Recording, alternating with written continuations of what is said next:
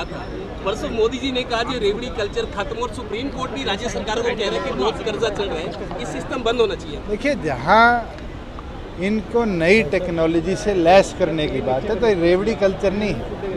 मैं आपको एक चीज़ बताना चाहता हूँ, आज बच्चों को टैब्स दिए गए हैं क्योंकि शिक्षा मॉडर्नाइज हो रही है। आने वाले समय में वो टैब्स पटवारियों को भी दिए जाएंगे तो आप कहोगे पटवारियों को रेवड़ियाँ बांटी। ये तो नंबरदार के जो मूलभूत काम है उसको हम कैसे डिजिटलाइज करें। माल इकट्ठा करना है, आधे नंबरदारों को तो अपना रेवेन्यू स्टेट नहीं पता कि हमें माल कितने एरिया का इकट्ठा करना है, इरिगेशन का रकबा नहीं पता। आने वाले समय में हमारी एफिशिएंसी बढ़ेगी, ये फ्री भी नहीं है, पहली चीज़। दूसरी चीज़ है कि हाँ 18 की योजना थी, मगर कोविड के 2 साल में बहुत सी योजनाओं को दुरुस्ता के साथ हमने फील्ड तक उतारा है। फाइनेंशियल क्राइसिस भी रहे और मजबूरियाँ भी रही, मगर देश में ई रुपए के इस्तेमाल का पहला कदम है। और मैं बधाई देता हूँ केंद्र सरकार को, जिनने इतनी एफिशिएंसी सॉफ्टवेयर डेवलपमेंट में दिखाई कि अगर कोई चीज़ 5 रुपये महंगी दी जाएगी तो आदमी अपनी जेब से भी ऐड कर सकता है, और सस्ती दी जाएगी तो सरकार का पैसा वेस्ट नहीं होगा, बैंक सारा पैसा सरकार के खाते में वापस करेगा। और ई रुपये से आज 17,000 में से 15,000 नंबरदारों के हाथ में मोबाइल आ चुके हैं। सॉफ्टवेयर ऑलरेडी डेवलप हो चुका है डिज़ास्टर मैनेजमेंट का, और आगे पटवारियों के साथ अगर ज़रूरत पड़ी तो हम नंबरदारों को भी इनेबल करेंगे कि वो भी क्रॉप डैमेज वेरिफिकेशन में हमारा साथ। सर, कांग्रेस का चिंतन शिविर प्रमुख के लिए कुछ ना कुछ किया जा रहा है, लेकिन मीडिया की अनदेखी की जा रही है, उनके लिए क्या आप लोग सोच रहे हैं? मीडिया से तकड़ा तो विभाग ही नहीं है कोई। अभी तो कुछ लॉन्च क्या मैं तो आपको ये कह देता हूँ कि मैंने ये डिसीजन लिया था, और मेरे साथ सीएम साहब चौधरी रणजीत सिंह जी, गोपाल कांडा जी ने भी सहमति दर्शाई थी कि 13 से 15 अगस्त जो हमारे राष्ट्रीय ध्वज को हर घर तक हमने पहुंचाना है।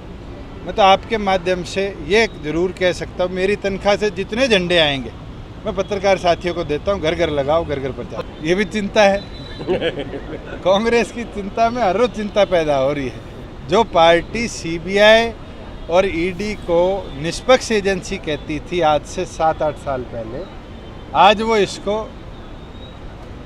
सरकार की भेजी एजेंसी कहने लगी।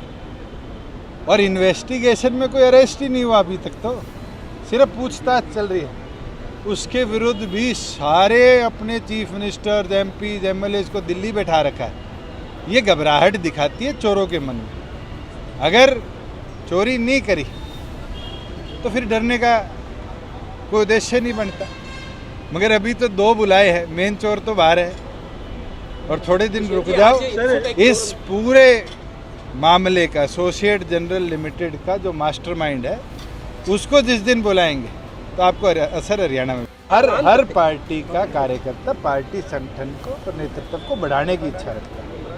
और कोई ये आज की बात तो नहीं है, जिस दिन पार्टी बनी थी उस दिन भी उत्साह था, और युवाओं में उत्साह होगा तभी तो आने वाले भविष्य में संगठन में और नए कार्यकर्ता जुड़ेंगे, नई पीढ़ी जुड़ेगी। और हमारा तो उद्देश्य है इनसो के माध्यम से जो 11वीं से लेकर और यूनिवर्सिटी के एंड तक जो बच्चे पढ़ते हैं उनको ज़्यादा से ज़्यादा मात्रा में जोड़ें।